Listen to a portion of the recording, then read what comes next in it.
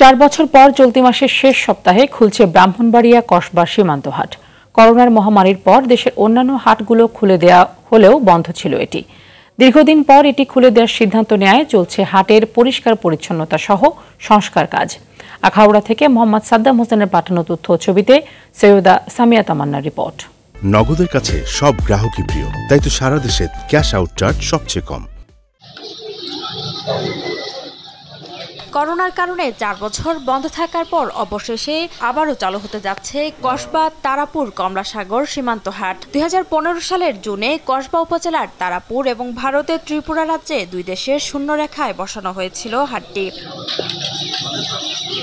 স্থানীয় প্রশাসনের উদ্যোগে বাংলাদেশ ও ভারতের পরিচালনা কমিটির বৈঠকে হাটটি খুলে দেওয়ার সিদ্ধান্ত নেওয়া হয়।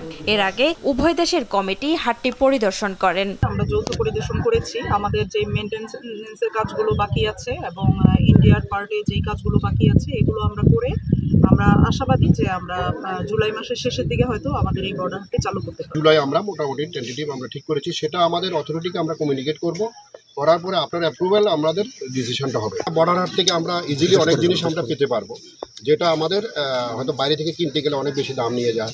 নগদের কাছে সব গ্রাহকই প্রিয়, তাই তো সারা দেশে ক্যাশ আউট চার্জ সবচেয়ে কম। হাটে দুই দেশের ব্যবসায়ীদের 50টি করে 100টি দোকান রয়েছে। পুনরায় হাট চালুর খবরে খুশি হাটের দোকান মালিক ও স্থানীয় ক্রেতারা। বন্ধ হওয়ার পরে তো এটা তো নারাজার অবস্থা, বিস্কিট টিস্কুট অনেক টাকা নষ্ট হয়েছে। ইন্ডিয়াওয়ালার কাছে আমরা অনেক টাকা পাবেন না আছি, আমরা বর্ডার হাটটা খুললে আমরা টাকাগুলো পাবো। শুনে খুব খুশি লাগতেছে।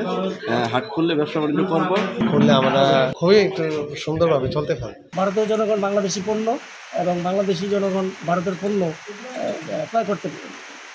খুললে দু দেশের জন্যই ভালো হবে।